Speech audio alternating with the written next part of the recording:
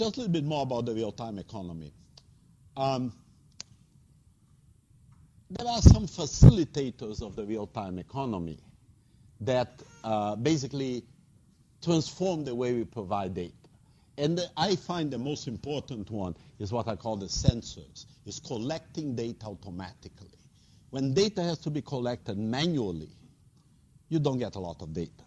When you have an automatic method to collect data, you get data in large quantity. So I'll give you an example, and I want you to think about this very carefully. I'm making it up while we go, but I have been talking about this idea. Let's suppose that you have, and we talked about this a little bit last time, an RFID. What is an RFID? It's a little chip that is like a product code, like this product code here, but it's the chip. So it gets irradiated with a certain frequency, it responds the barcode. So if you put 100 of these bottles on a shelf and you press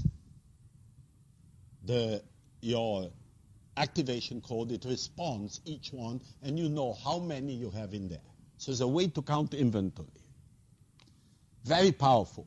When you go to the New Jersey Turnpike and you use EasyPass, it's a form of RFID that's responding. There is a code that's being responded. I am this guy from EasyPass. I can be billed automatically. Very powerful type of thing.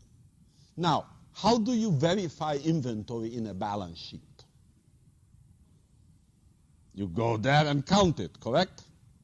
So you go to the inventory location, open the door, go 1, 2, 3, 4. Of course, they're in boxes. So maybe the box is empty. So you have a little bit of a problem there. But you count. Now, if you have it RFID, you press a button and you count. That's good, correct? Same problem. The box could be empty. Next thing, however, you want to enrich your counting cycle. When the box arrived, you can count it, correct? When the box is sold, you can identify on the door that this box is going out. When the box is in the truck being delivered, you can identify it. When the box comes in a truck, you can identify it too. So from 1 second to the other, your vision of inventory is not a point-in-time vision, is at least a continuum. Now I'm going to ask you a difficult question here. I don't think anyone responded it. What is the optimal time to measure this? When do you measure? You know what you do today. At inventory time, at December 31st, you go and count. Or, if you can't do that, you count in November 30th, and then you rely on your inventory numbers of what went out, what came in, and calculate it. It's less reliable than counting. Now, with RFID chips, how often do you measure?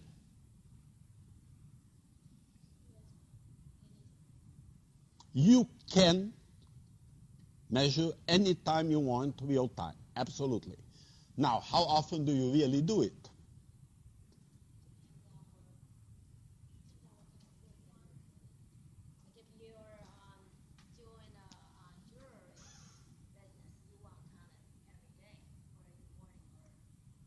To see if someone didn't put a piece of jewelry in their pocket?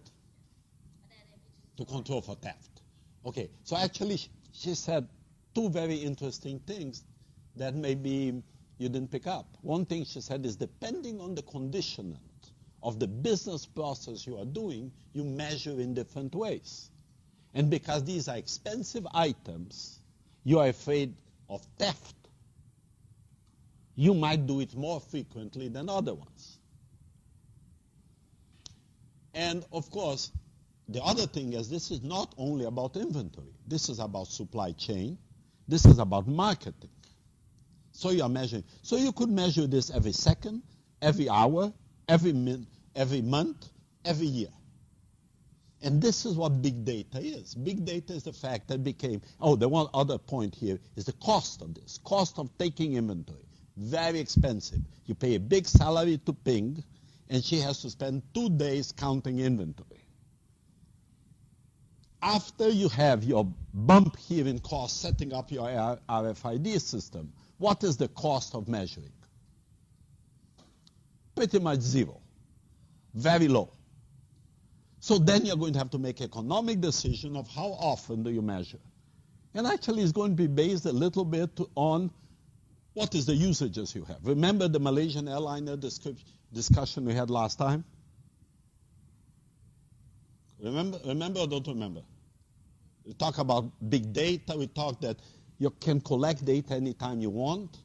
And there is this whole ability to cut the data in little pieces, or you can collect it all very often, not very often.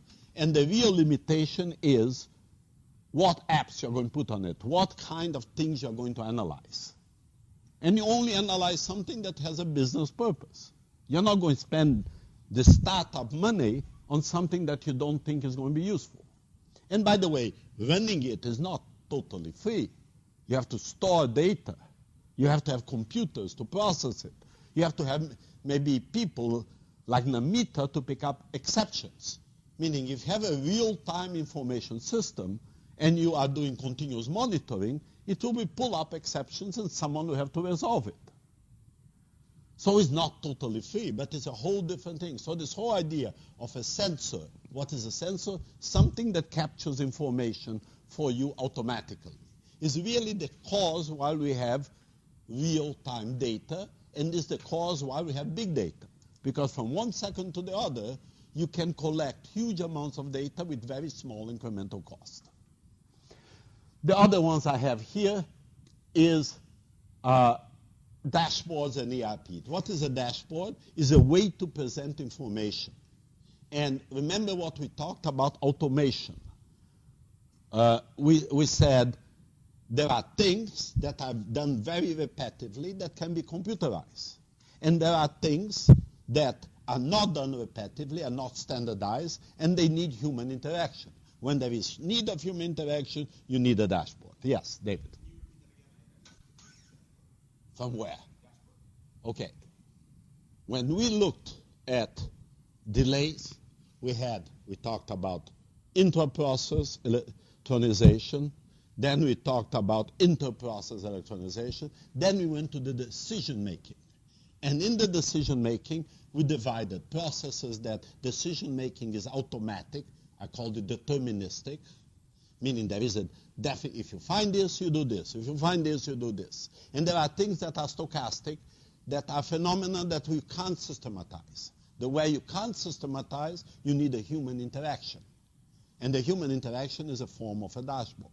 And the dashboard can be one to display data, and the dashboard can be something to just inform you how a process is going. At least 2 types of dashboard. And you're going to see a lot about dashboards a little bit later. The other thing is XML, XBRL is a way to transport information from process to process without rekeying it. You think it's very trivial. Rekeying it is nothing. Rekeying is a cause of error, is very expensive, and limits totally the frequency of information that you can collect. So these things together, dashboards, ERPs, and XML, are very, very important. Now, the other piece of the real-time process, electronization process, that's worthwhile talking for a second, is this part here. I call it deconstruction of business, system integration, and reengineering. These are basically procedural changes, ways to change the process. I always say, if you put a computer in the process, you need to rethink how you do the process. You are not optimizing your computer if you do the same thing as you do manually with a computer. But in reality, companies very, very often automate just repeating the manual processes. Why? Because it's comfortable. It's comfortable continuing doing the things the same way. But if you really want to benefit from all the extra things that computers can do, you engineer your process. Now, I'm going to show you some slides of putting technology into a particular process, and this is going to be ski lifts in Jackson Hole, Wyoming. And you're going to see how all these electronizations and re-engineering issues come up. But we are not going to do that now. We are going to do that a little bit later, not today.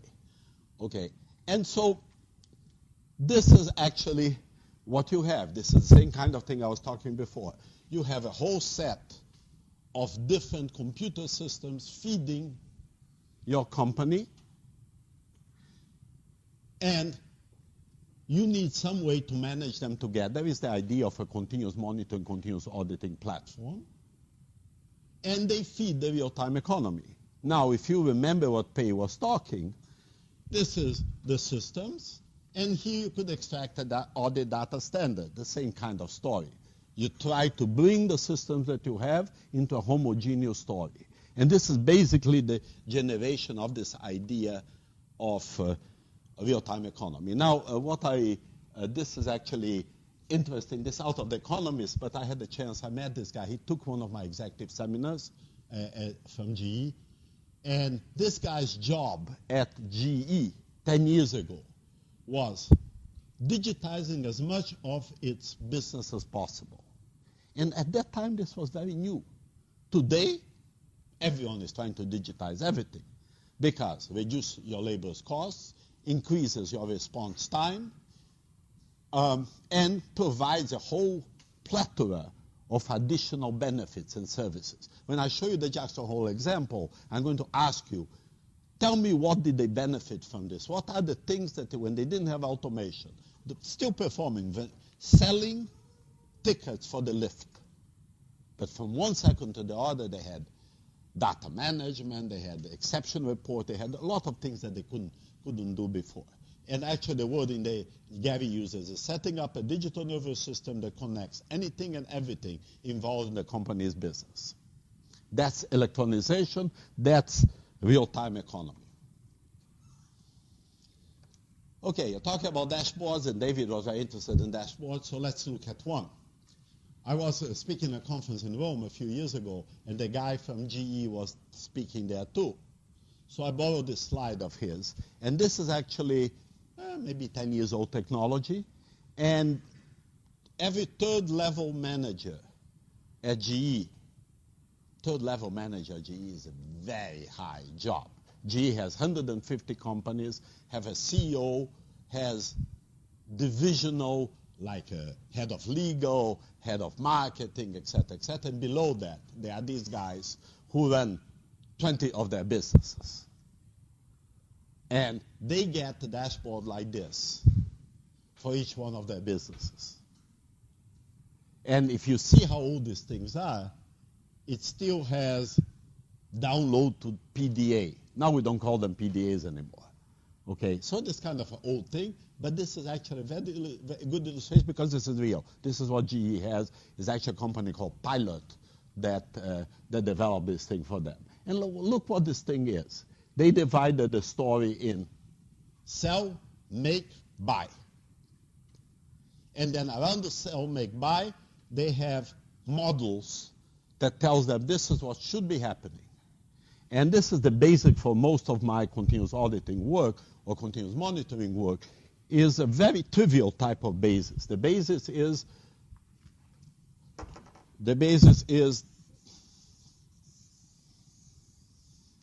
I left this thing unkept. The basis is this is what's happening in business, and you measure it. I call this actual. Okay, and then you have a model to compare against the actual. This is what should be happening. And most times, things don't happen the way you expected. They either are less or more than you expected. Now, so this is a variance, and you will have a standard variance. Standard variance. And if your variance is smaller than the standard variance, you're okay. If your variance is bigger than the standard variance, you have to issue an alert or alarm. And this is kind of the basis for any control system. Any control system will have some guidelines of what should be happening, some guidelines of what's okay to vary from what should be happening, and then a method of alerting. And remember this because this is very important, okay? Actual, model. variance of the model, comparison of actual variance against the standard variance, and if it's difference, meaning bigger or negatively bigger, then you have an alert or alarm. Yes? Oh, no, just after you said it would send an alarm whether it was better or worse. Well, it's you have to think in algebraic terms. This is the model, okay? This is the variance. However, if the actual was here, it's negative. Yeah, but what if the actual sales and the variance is higher? Would it still send that? Well, it's higher or lower. If it's larger than the threshold of variance, you issue an alarm. Meaning, if you sell much more than you expected, creates certain implications. If you sell much less than you expected, it creates some implications. Correct? But if you sell much more than you expected, creates less implications than if you sell much less than you expected. Same thing in costs. If your costs are what you expected, you are good. If your costs are much bigger than what you expected, you have a real problem. If your costs are much less than you expected, you don't have too much of a problem. So it's not even, you can't expect these things to be even symmetric necessarily. And you can design this model with negative and positive variance. In general, you just do one variance standard. But this applies to everything. And actually what these things are the reds are the ones where you had an alert. And these are the numbers. And the numbers don't mean too much to you, but for a person that is running those businesses, those numbers will mean. And these things have a drill down character, would have drill down character. You would click on here and get him back. And so basically what they have, in this device, in this action, they have a whole message center. Then they have a la internet, basically map where they can go. Basically drill down or drill up. Okay, they can download this to a device and they can graph it. And David, this is actually a reasonable approach to dashboarding. It's an approach whereby it helps you to run the business. The problem with this thing is very context specific. It's not a generic dashboard.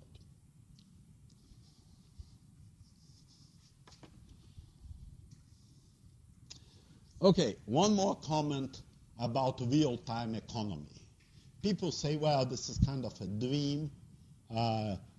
Companies don't account real-time. Well, you have to understand they actually do. Any large company needs to have overnight understanding of what their cash balance is. Why?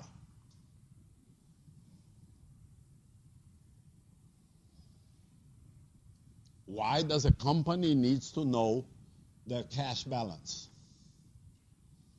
We covered this already last time. Yes. Apply it overnight, exactly. Okay, is it to apply it overnight or borrow overnight if they are short? Okay, you can't run a large business today without having some kind of consolidation of all your cash accounts and get them. So that's one thing, a daily kind of thing at least. Now, accounts receivable and accounts payable. You get typically 30 days discount 2%, 60 days, nothing. More than 60 days may be a penalty. So optimal cash management, remember talked about it, is pay in the last moment possible, but pay it in time so you get the discount. So for that, every day you need to know what needs to be paid today, what doesn't need to be paid today. And that works on the payables and on the receivables. You need to manage it. And finally, inventory. You manufacture just in time. You bring your inventory just in time, minimize your inventory carrying log. So the three of the most important accounts in your accounting, you need data at least every day. And in inventory, you actually need it every minute. So don't tell me the economy is not real time today.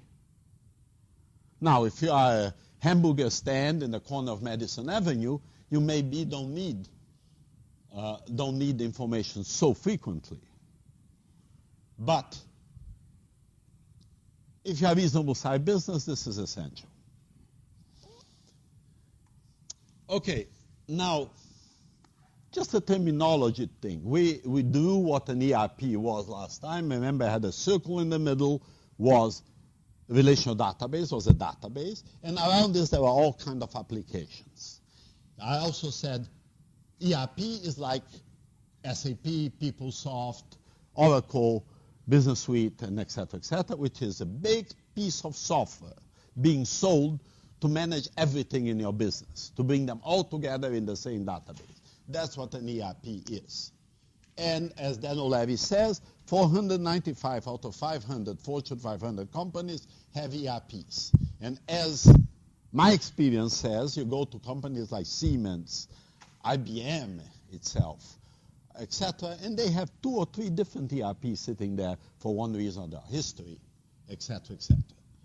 And then there is this thing that they call ASPs, application service providers. These are the guys that instead of you buying software and running your payroll, they run the payroll for you. The one in New Jersey that is probably one of the biggest one is ADP.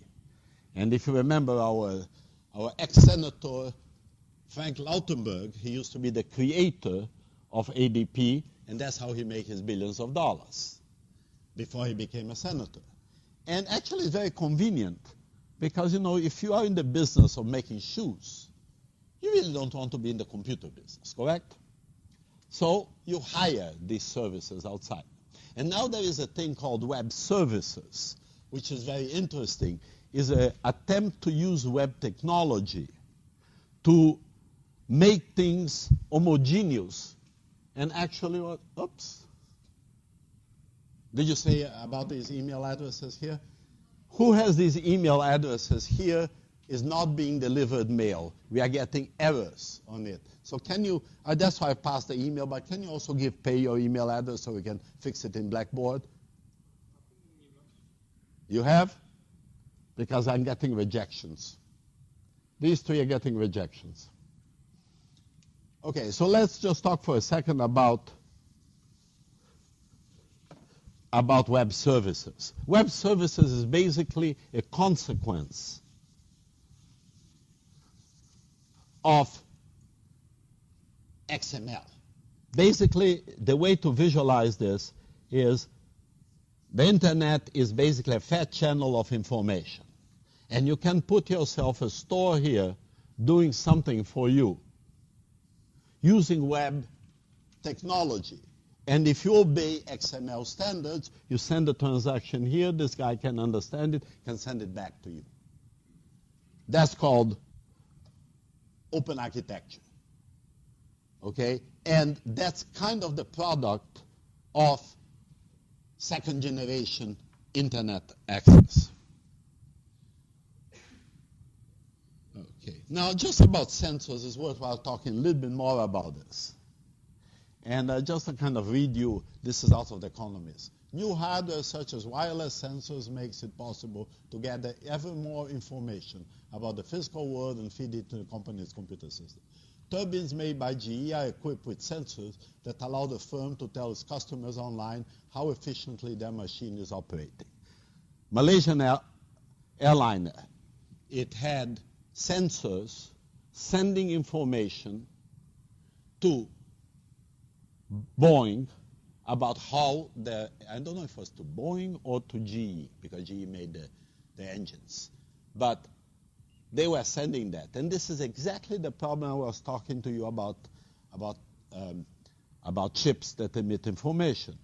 How often do you cut this? How often does that engine send an information about themselves to a central control place? Every hour, every day, every month, every minute? And how do you decide? You decide based on what you're going to do with that thing.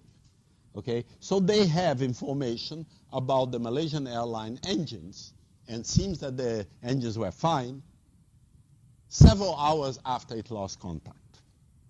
So, you know, look at the world, how it is. This is an expensive piece of machinery. A 777 costs $100 million.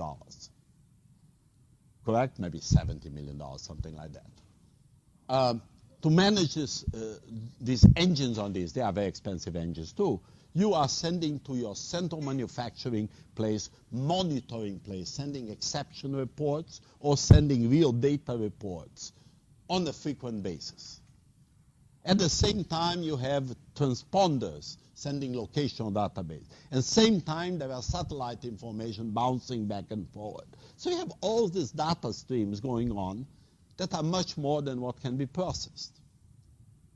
And unless you have an application collecting that data, doing something else, just disappears in the ether. So, turbines by Meiji are equipped with sensors that allow the firm to tell customers online how efficiently their machine is operating. They also, I remember working with a large company with an IBM computer system, and one day I was there, and this IBM repairman came in.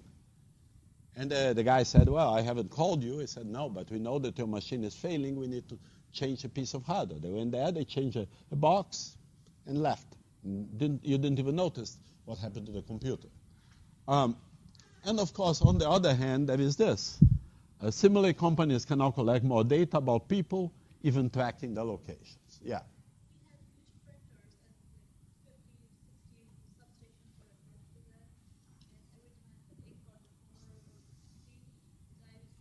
There's a warning system for the printer.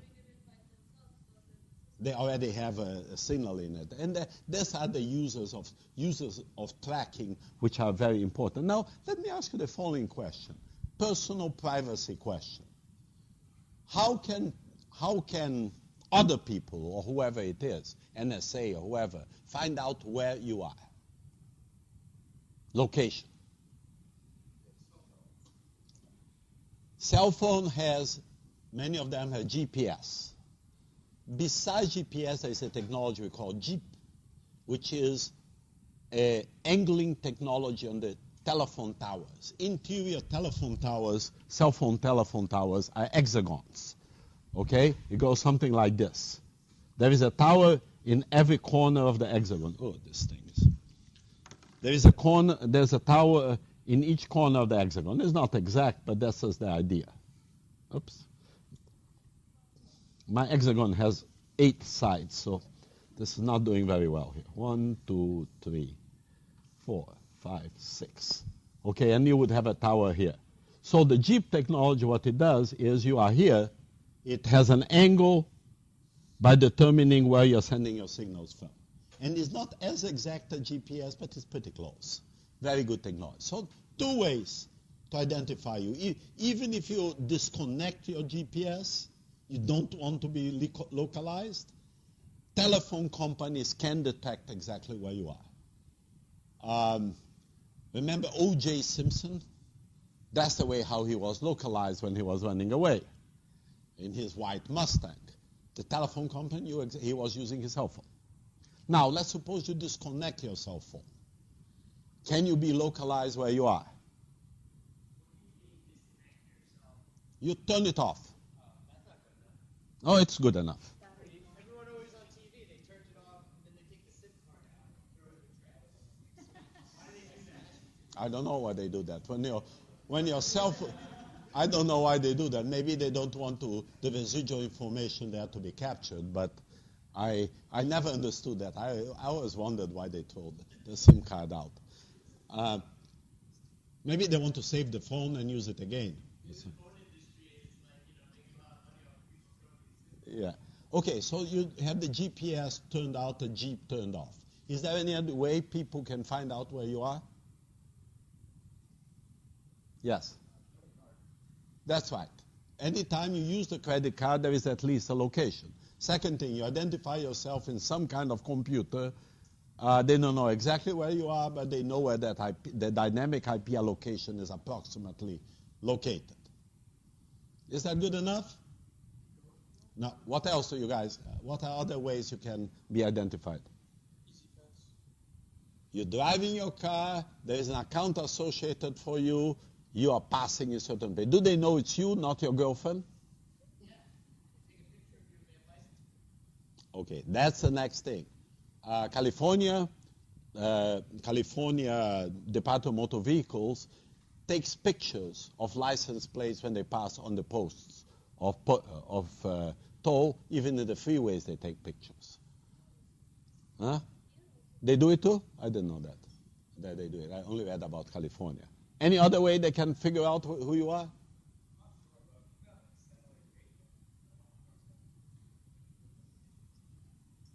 Good question. I don't know the answer. I don't think so, because satellite radio is a broadcasting thing. You don't respond to them, correct? So I don't think they know you are listening to them, but I'm not sure about that. Yes? Yeah, many cars now have tracking devices, like same thing of engine maintenance in airplanes. They send information. The upscale cars, the BMWs, the Rolls-Royce, the Mercedes. Maybe not Rolls-Royce, old-fashioned.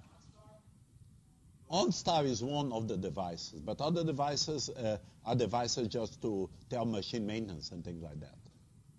Yeah. What else? We are not done. Yeah. That's right. That's a big one.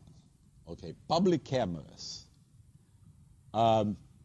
Anywhere you go that there is large number of people, there is public camera. And places like parking lots for safety, they have public cameras. Rutgers have public cameras everywhere. Yeah. Let me just go to Facebook. In 1 second, I just want to finish this. I won't talk about Facebook. Now, public cameras by itself doesn't recognize anything. What do you need associated with it?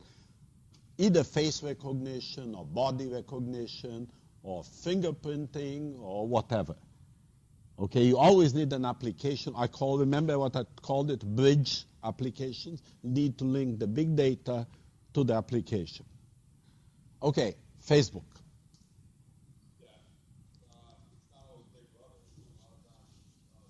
His cute little sister.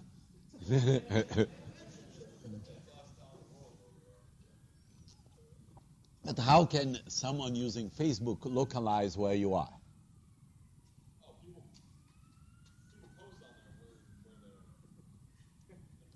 Well, the first thing, your computer is associated with the IP number. And so if that IP number is captured somewhere by your internet service provider, they have an idea where you are. Maybe not very close, but they have it. What else? Well, Facebook and social media are very good for linking an event to a person, because you're associated with an account, you're associated with a network. You know, Al-Qaeda. Al-Qaeda has some key persons and people in the periphery. Okay? The people in the periphery talk among themselves to perform their jobs. Okay? And they are not bad jobs. Many things are just supplying food and et cetera, et cetera. And the social networking, basically, that's how they actually found bin Laden. Okay, they found because they were following one of the guys that was son-in-law. He had many wives, so was one of his son-in-laws. And they discovered that he was communicating with someone else who was another person, and this person was going very often to Pakistan. So they did what we call interlinked network analysis. So have you noticed that we have direct measurements of location? That's one thing, direct measurement location. Then we have vague measurements of location, which is something like floating IP number or dynamic IP allocation. And then we have these kind of inferential tools of measurement, which is Facebook, who do you connect with, who are your relationships, who are the inbound callers, who are the outbound callers, just to begin. We could come up with many other things. So are you sure people can follow you around? Now, why don't people do? Because you are not interesting enough. And you hope to remain that way. Correct? That's the protection you get. Okay, I just wanted to go to these little things here. Wireless sensors and tags play a big part in making the real-time economy happen. Tiny thermometers, miniature microphones, electronic noses. What is an electronic nose? Carbon monoxide detector, smoke detector that they have in the airplanes to avoid people to smoke in the bathrooms. Okay? And they have a lot of these electronic noses to understand if a particular piece of equipment is failing, if it's smelling bad or whatever. and of course location detector, etc., etc., etc. Again, you can collect this information once a month, once a day, once an hour, once a second. Okay, I just talking for a second about Harrah. You know Harrah?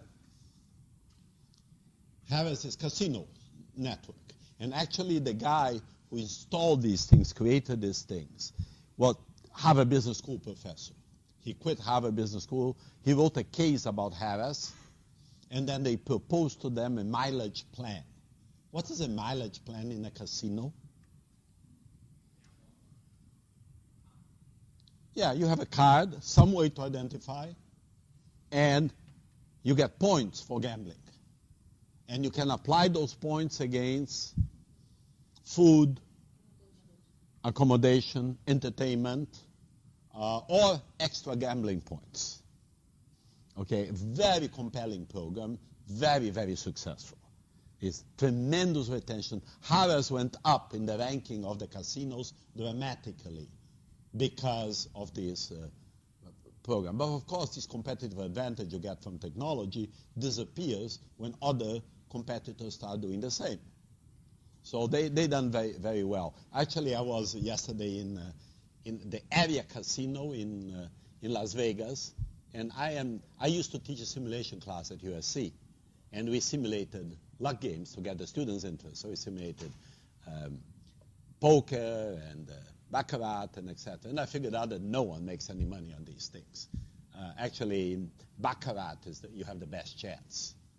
Okay. Now you can make money if there is no casino involved and you rotate as the dealer. Then, of course, it's an even game. But the moment the casino gets involved, they obviously have to have a game that they make more money than you make. Correct? So they expect a value. And the question there, if you want a lot of entertainment for little money, you have to be lucky first. And the second thing is you need to choose of those devices the one that have better odds for you. Baccarat is the one. But by playing these simulations with the students, I totally lost the interest for gambling. My wife is Chinese. She kind of likes gambling in general. Okay, so she and my daughter recommended that I do some gambles for them, but I didn't do it. But, you go there, they have the cards, and now they have slot machines. It's not coins anymore. It's just a card slot machine. So you put the card there and go, and of course, now they have all kind of this different technologies there. I spent some time looking at it. The guys thought I was weird, standing around looking what the thing did without playing. But this was actually a very successful plan. Can you just explain to me what is a mileage plan? Where do they start it, and what is the purpose of a mileage plan?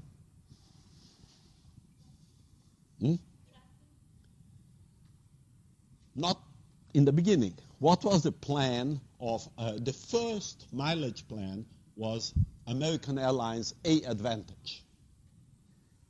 What was the main purpose of A Advantage? Absolutely. Let me just tell you one thing about these mileage plans. They favor the big vendors because it's much more difficult to accumulate points in small vendors than in big vendors. Alaskan Airline only can really have as a client the Alaskan residents, correct? Because if you live in New York, you're not going to create an Alaskan Airlines mileage plan. And so, guys, American Airlines was the biggest airline of that time, and creating a mileage plan was reasonably easy for them because they had the Sabre reservation system. So they had a lot of information there, and it was easy to create a database. And so the idea for them was, we'll give you some miles, and then you travel for free. The idea there was also, you travel for free when no one else wants to travel. Why when no one else traveled? Because they limited. They had these windows. They black out areas. And so they are not occupying any of the capacity. And they hope that this was incentivizing sales as opposed to, instead of paying American to travel, you were using your free miles. The other thing is it was a piggyback program on the company pays and you travel for free. And all of those things happened, correct? It was so successful that every other airline copied them. Now, the little airlines had a problem. What was the problem? They couldn't compete with the big ones in mileage. So what did they do? They created, what are these things called? Alliances, correct? And was one world and whatever. And so basically, we have several little airlines, we go together and become one big airline, and we can give miles to each other. So that's what they did. Correct? And, it was just this. Airline alliances are mainly a product of mileage plans. Since then, they had developed to being hub and spoke, and they developed ways that little feeder airlines can feed the big airlines, and you put them together, etc. Just for you to see that this is reasonable, too. ATM machines. How did they start? First, you guys agree, ATM is a great invention, correct? You don't have to go into the bank. You can go from outside and use the ATM machine. The ATM machines reduced real estate in banks frontage by 25%. They have less frontage branches, even with the space they use for the ATMs. But the Citibank had the most ATMs, so they were stealing market share big time from the other ones. ATM was the same place, meaning why did I become a client of Citibank? Because they had more ATM machines than other ones, close to my home. And I could shop. So what did the other banks did? They had to create these things like Cyrus, basically network of banks that would cash anyone's credit card, on debit card. And so finish up that Citibank for a while didn't join Cyrus or NICE. They stayed by themselves. But when these guys in group had more ATMs than Citibank had, they had to join. Because people were starting not going to Citibank because they were limited to Citibank branches. And then, of course, came in the charging $1.50 per transaction. There's all kind of little innuendos on the game. But in general, these mileage plans, these economies of scale work in the advantage for the bigger ones, and that's why these alliances are formed. And we are going to come back to that when we talk a little bit more we are going to talk about strategic information advantage, and we're going to talk about okay, I just wanted to read you a set of little statements, and we'll talk about predicting technology in a little bit later. Okay, this is Thomas Edison. Do you know who Thomas Edison was? Sorry, his name is covered. And he developed the phonograph, and he said the phonograph is of no commercial use. This guy, Charles Duell, he was the head of the U.S. Patent Office in 1899. He at the time and said, let's close the patent office. There is nothing else to be invented. Okay?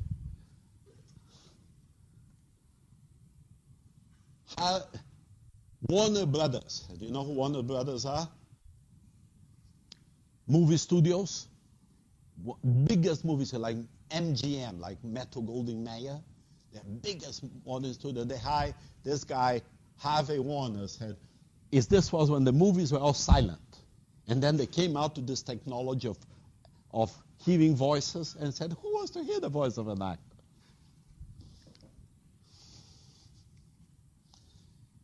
Tom Watson, the big scion of IBM. He's the one that created modern IBM. A few of you might not know, IBM was the biggest computer company for 40 years or 30 years.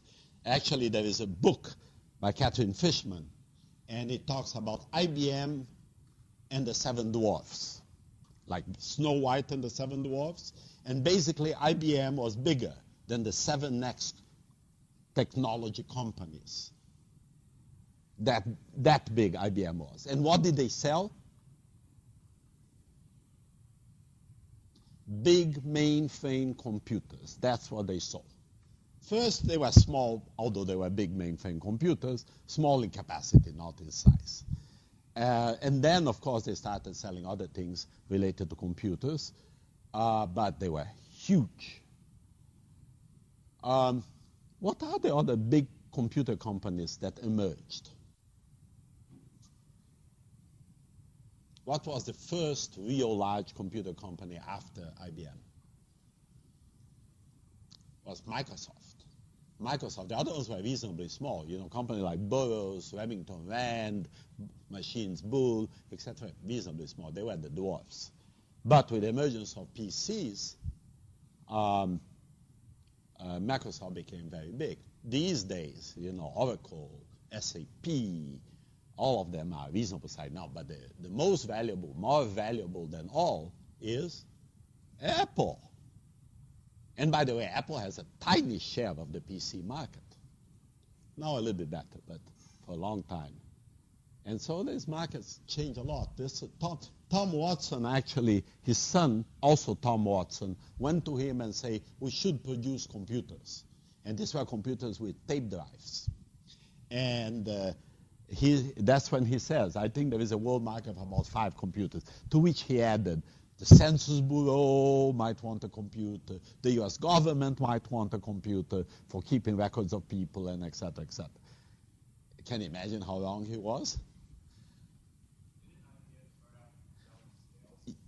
Huh? Yeah, well, the IBM is a merging of a company called American Totalizator. And American Totalizator was a company that sold billboards for horse racing.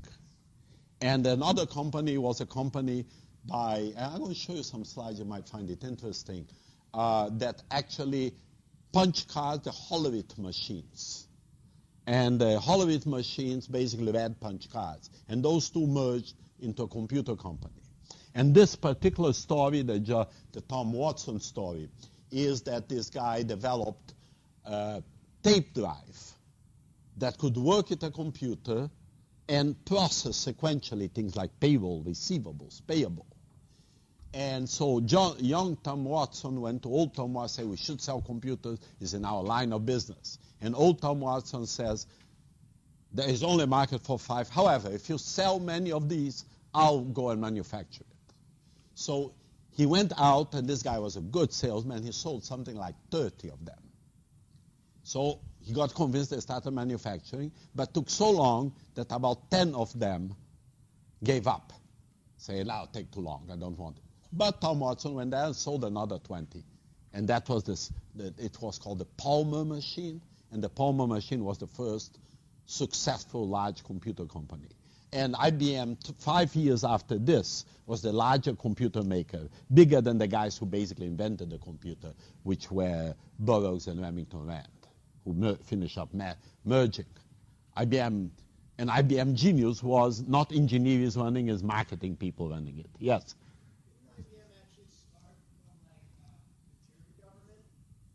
I don't think so.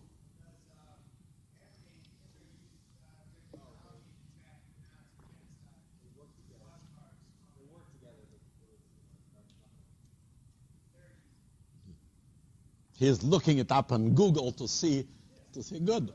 That's the purpose of Google in the classroom. Yeah, no, but the punch card technology is Hollerith, and Hollerith was the guy, one of the starters of one of the antecedents of IBM. This guy, Ken Olsen, started very successful. They used to call it mini computers, were smaller than the mainframes. And he said, there's no reason for any individual to have a computer in their home. And by the way, DEC went down and was bought up by another company. And DEC was a great computer. And finally, Bill Gates, 640K of memory is enough for anyone. So that's good enough.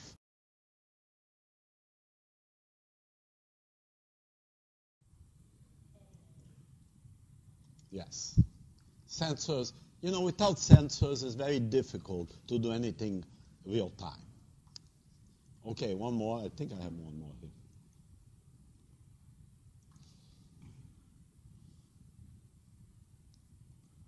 Let's try this one here.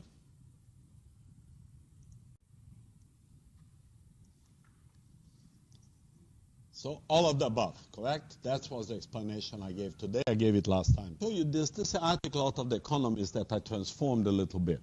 And actually, this is Google. And we are saying the new GE. And why am I calling it the new GE?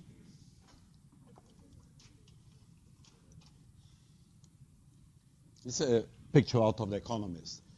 Is I want you to speculate a little bit this. Guys, when I do something, I always have a reason why I'm talking about it. So trust me on that one. Why the new GE? Yeah, GE has 150, 170 subsidiaries when I looked at last. Maybe have more now.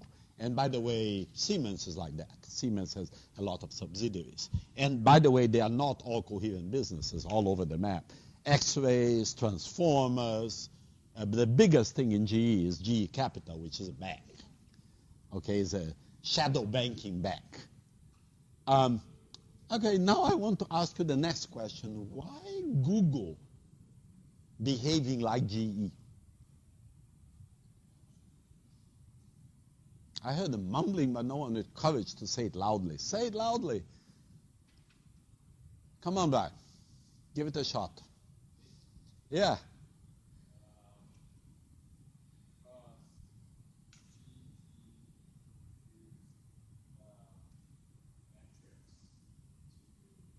That's already a consequence. Why is Google acting like GE? Because they have the power and money to.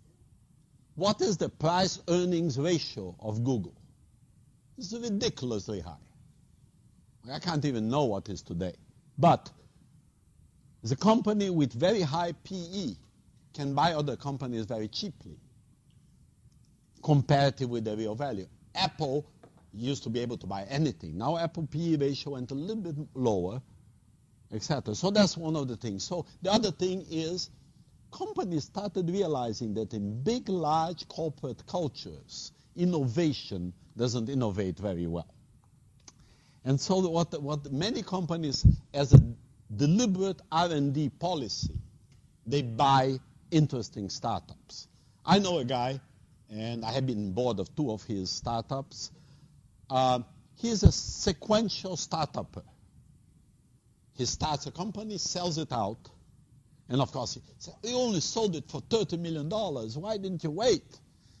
He's not interested. He sells it out, makes $20 million, go to the next day. Okay? And he's done very, very well. Every single business of his sold very, very high markups. Okay? But he says, "I don't know how to run a business. I just know how to start a business." My nephew, he's not nephew, he's my best friend's son, Paulo, started a gaming company and in Boston, and got all father's friends, including Uncle Miklos, to put some money and lost it. Okay? 2 years later, he's an MBA from Michigan. 2 years later, he started with his wife, cosmetics company. It's called IT Cosmetics. Okay? And he, last year, second year of operation, sold over $60 million in sales. Okay? And 14 employees. $60 million in sales. Okay? And if you go in QVC, you know QVC? You'll see his wife there, and he sometimes doesn't want to demo makeup, but he buys his makeup in China, sells it here, and then he's just addicted. And he's already thinking about maybe selling it because he likes to start up companies. And so GE has this idea that you're going to buy interesting startups because their multiplier is very large, the PE ratio is very large, it's cheap for them to buy it. That's why you have a phenomenon like America Online bought Time Warner. Why? Because their multiplier was humongous. That was that time that they were the big web startup. And so they bought a real business, which was Time Warner. Time Warner had the real income, solid income, retaining business. And of course, at the end, AOL basically disappeared. And Time Warner is still there, carrying the thing and making money. And of course, you have plenty of those stories to tell recently. And so actually Google has their own research. They do a lot of very good research, but they actually are interested in acquiring ideas from other people. Now their company is more like Cisco that buy all their R&D. They don't even have a lot of their own R&D. Okay, now this is, I love this statement by Jobs. Jobs says, We need a product, Apple, that people use at least 2 times a day. And I think that's Google's philosophy. They want web applications that are used often. Now let's talk for a second about Google Glass. All of you heard about Google Glass, correct? So what is Google Glass?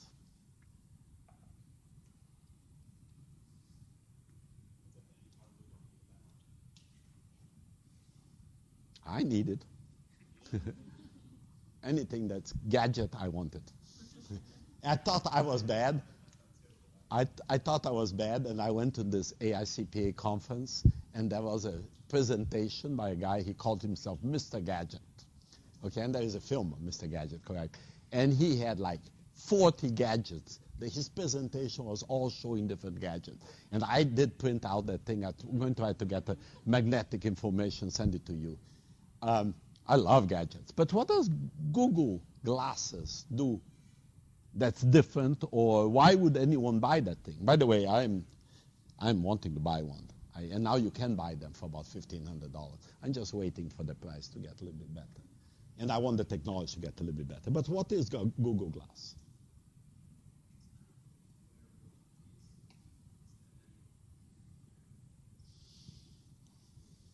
Yeah, this is one of the category of they call wearables. Okay, and what is a wearable? Is a device that attaches to your body, something like this. Okay, a device that attaches to your body and performs some kind of function. This picks up your vital cycles or your running and et cetera, et cetera. It can be a GPS that connects to this guy and et cetera, et cetera. But Google Glass is a wearable and impounds a lot of technology. So what does it do? Does anyone here know what? Yeah, Tom.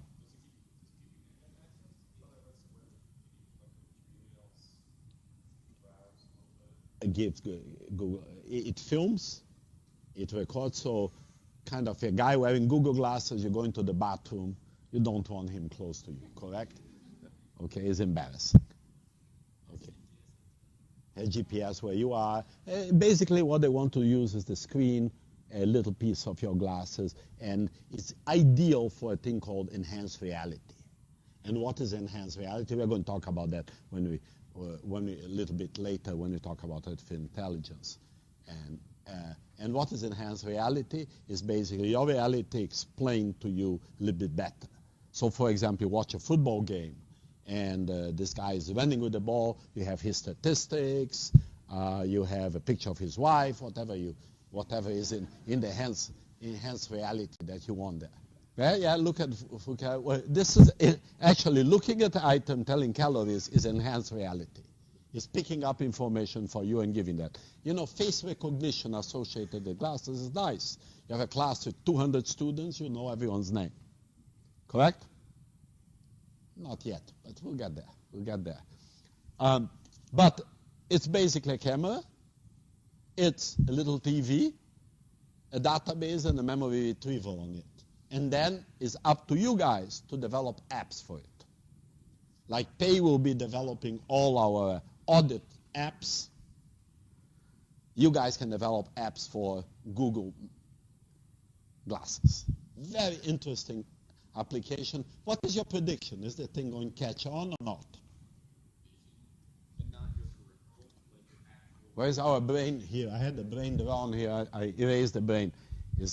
Everything takes part of your attention span, etc. I actually do think that Google Glass is going to catch on in some form. Maybe, sometimes technologies come out and they are just premature to what they can do, but the idea is a good one. And I think Google Glass is basically the functionality is not a good. This is like Apple, okay? The original Apple device, Apple I, was just basically a toy, okay? And for hobbyists, I used it.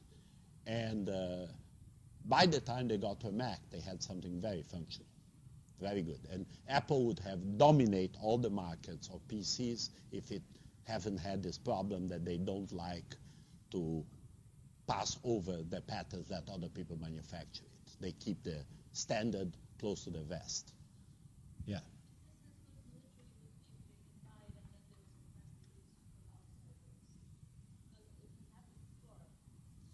I think this is too big for the military to control. It's too big. I think it's like the genie is out of the bottle, correct? Meaning is things like, have you seen the Pebble watch? It's very powerful. And, it's just all these wearables. There are going to be wearable shoes, wearable underwear, wearable jackets. All these things are going to, and it kind of goes exponentially. Is the beginning, you kind of just have a couple of things, then many of you catch the idea. Now there are programming languages to write apps very easily. So, the kids are developing these things. And that's why people are making money, actually. It's not the big companies that, the big CEOs make money, but where people are making fast money and where all the jobs are being created is in the small companies. Google Glasses is just one little example. And the other thing I talk is about derivative industries.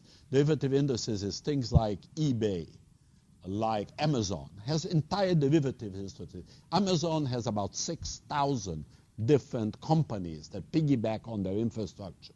And Amazon has Amazon Web Services, which is a cloud servicing out of them. And eBay has PayPal, and it has all these things piggybacking on it. Some of them belong to them. I had a PhD student here, and she was a regional controller for Pfizer. So she made good money, correct? And she lived with her partner. And when she came for her PhD defense, I said, Peggy, what are you going to do now? You're still at Pfizer. What are you going to do with your life? You're going to be a professor, correct?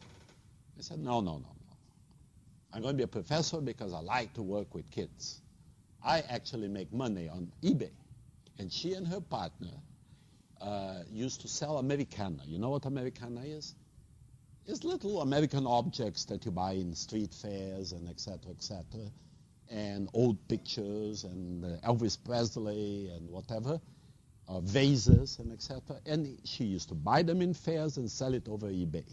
And she said they made 3 times her salary in eBay sales. And her partner who stayed home took care of it. And they make a lot of money on it. That's just one example of how these derivative industries. And I think Google apps are going to be, Google Glass apps are going to be this thing. I'm not going to talk about this because I don't think you have time, but I'm going to finish up. These are the way McKinsey. Do you guys know who McKinsey is? McKinsey is the most famous consulting firm. And when I was at MIT, every MBA student wanted to work for McKinsey, including yours truly. Okay, but they are a consulting firm in the strategy area and this kind of blue ribbon consulting firm. Okay, now look at what Google has bought. They have bought Motorola Mobility and they sold it. Okay, they kept the patents and sold the telephone business. Then they bought a wind turbines firm. Now this one makes sense. This is part of their business. Okay, robotics is going to be where most of this intelligence is going to sit.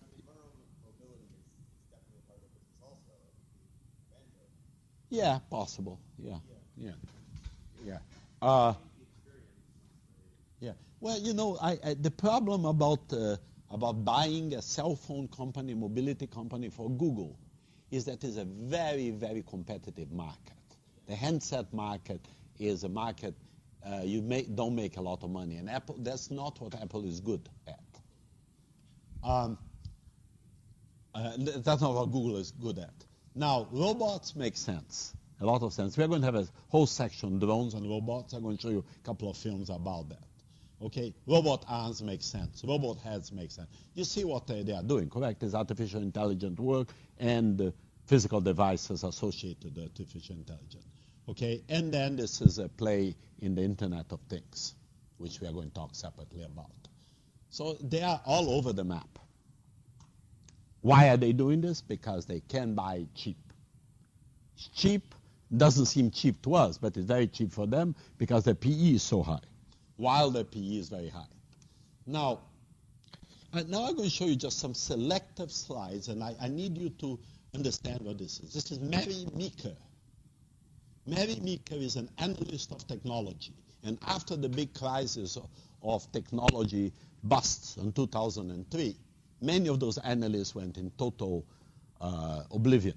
But Mary Meeker continued. She publishes every year the Mary Meeker predictions. She's at one of the analyst firms, and she's very, very good. And in the materials, by the way, we already have the materials up, correct? On the web. The Blackboard is pretty much updated, correct or not yet? Not yet. Yeah. Also, we are going to give you a stick next time that you can copy everything, so you don't need to have it. But Mary Meeker, I have like 2011, 12, and 13 predictions for Mary Meeker. They are not. But now, look at this. Measuring time, meaning they say, you know, how many boxes you have, how many tickets you buy doesn't measure everything. What you should be measuring is the time that people stay on. And I don't even know what Club Pogo is. Do you know what? Does anyone know here what Club Pogo is? Some kind of game, correct? Something like that, yes. But that's the top in her list. We all know what made an NFL 05 is, correct? I don't know what Evercast, but this is actually her way of measuring estimates of how much people are. And so the way to measure internet in her way is time. Okay, now the next thing she's talking about reimagining the world in this web domain. And you recognize here, these are basically functions for building web companies. You know what, the big difference between web companies now and in the 2003 cycle is that in the 2003 cycle you had to build everything to have a web startup. And now you actually pick up the pieces in different places in Silicon Valley, and you don't have to build anything. You have companies that you sell for $50 million and there are 2 employees. So that's the big, big difference on that. And so this whole business of providing infrastructure and the pricing, remember we talked about the cost structure story, the pricing became user dependent. So for example, in old years, to have a computer facility, you had to buy a computer, correct? A big computer, had staff and etc. Today, what do? You buy time in Amazon Web Services, okay? And the applications are there waiting for you, and they charge you proportional to your usage. And sometimes they give big subsidies to the beginning, free for the first $20,000 or something like that. Because the cost curve is this, providing these virtual machines for you is pretty much free. And they really don't want you when you are here. They want you when you are here. And then you are tied up to their services. In order to change, you have to do a big deal. So this is actually, the infrastructure is a very big business. This one, JD.com, this is actually a buying service, the logistics service. Okay? This is about SCAD-CAM. This is learning how to program, how to code. These two are very, very interesting. Do you know about Airbnb? Okay, it's a very interesting concept. What is the concept? That's right. You have space, you let someone use it, or even if you don't have space, meaning now today starts the World Cup, I could have rented my apartment in Rio for a lot of money. Correct? So I didn't want anyone in there, so I didn't rent it. My nephew is using it, but it's a very interesting concept. But I just want you to stay with this for a second and tell me what is the consequence of this and what are the obstacles of Airbnb or similar. Michael. Yeah, so sublet. Consequences of this is before the damage, you're not the owner. Basically, doing something without the owner knowing that. You are using terminology of my age, not your age. Subletting. What kind of ugly name you are using here? You are sharing space. Okay? sharing space.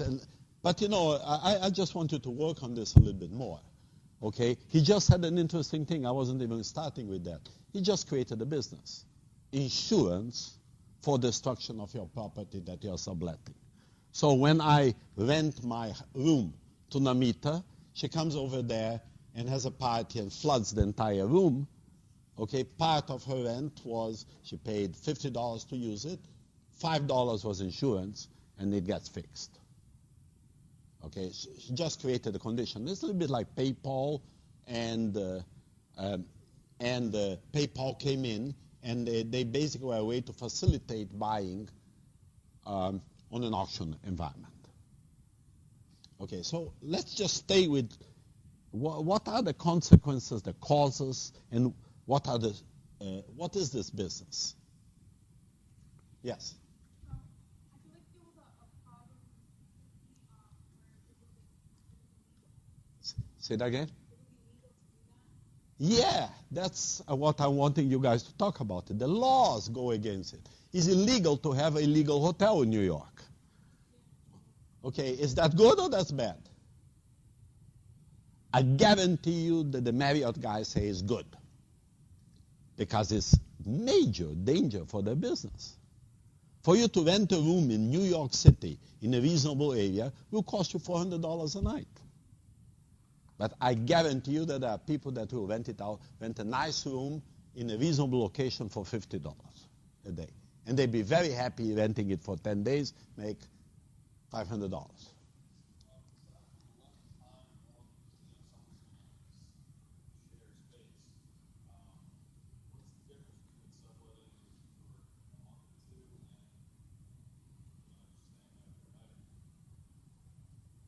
I'm asking you that question. Well, okay, the point here is the rules of sharing space, of renting space, were developed to hotels, structured networks, etc., etc. Was this doable before?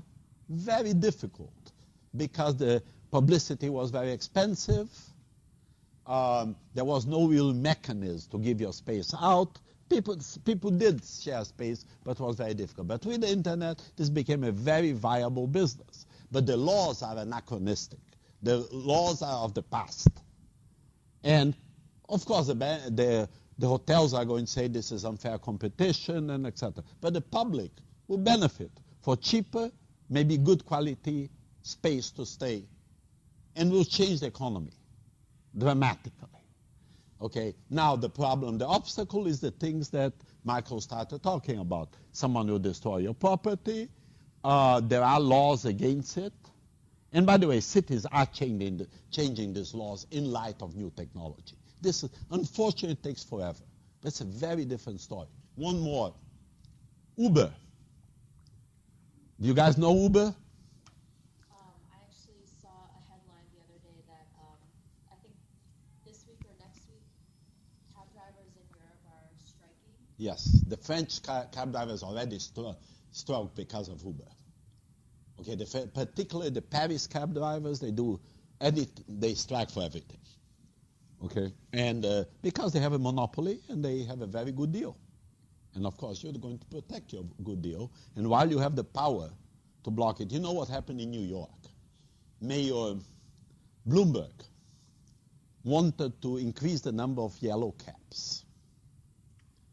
Now, you know how much a medallion for a yellow cab costs?